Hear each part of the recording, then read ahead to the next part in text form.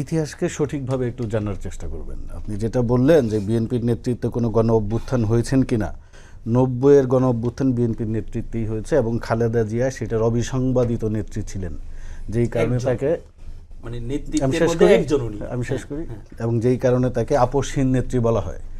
বরং 90-এর গণ অভ্যুত্থানে আপনাদের ইতিহাস আছে, আপনার দলের ইতিহাস আছে এই 86-র নির্বাচনে আওয়ামী লীগের সঙ্গে হাত মিলিয়ে এরশাদের নির্বাচনে যাওয়ার।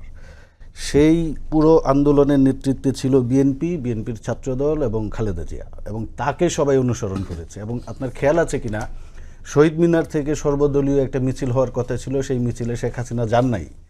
আওয়ামী লীগ এবং জাসদের, যে শাহজাহান খান পরে যিনি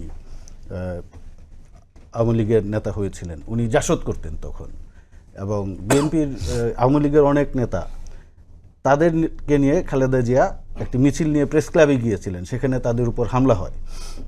তো এইটা আসলে ইতিহাস তো বদলে দেওয়া যায় না, আপনারা অস্বীকার করতে পারেন, কিন্তু 90-এর আন্দোলন বিএনপির নেতৃত্বেই হয়েছে, খালেদা জিয়ার নেতৃত্বে হয়েছে, সবাই তার পিছনে ছিল, অন্যান্য দল ছিল। সেইখানে বিএনপির নেতৃত্বে কোনো গণ অভ্যুত্থান হয় নাই, এটা মনে হয় এই ধরনের ঢালাও কথাবার্তা আমার মনে হয় বলা ঠিক না, এবং ইতিহাসকে অস্বীকার করা ঠিক না। যদিও ওনাদের দলের ইতিহাসকে অস্বীকার করার প্রবণতা আছে। আমি ঢাকায় একসময় গণমাধ্যমে কাজ করতাম, আমি একদিন নির্বাচন কমিশনে গেলাম, সেইখানে তৎকালীন জামাতের যে সেক্রেটারি জেনারেল ছিলেন আলিয়া হোসেন মুজাহিদ, তখন ওনারা 4 দলীয় জোটের সঙ্গে আছেন, উনি সেইখানে একবার গণমাধ্যম কর্মীদের বলেছিলেন যে 71-এ কোনো যুদ্ধ অপরাধ সংঘটিত হয় নাই, বাংলাদেশে কোনো যুদ্ধ অপরাধী নাই।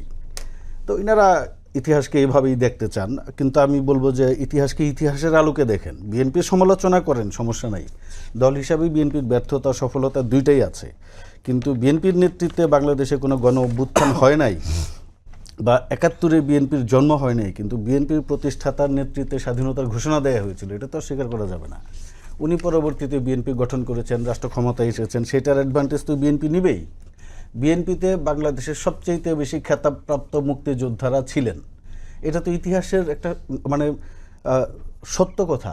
অবজেক্টিভলি দেখেন ইতিহাসকে, আপনি পার্শিয়ালি দেখেন না, তাহলে কি বিতর্ক শেষ হবে না, বিতর্ক আর নতুন বিতর্ক তৈরি হবে।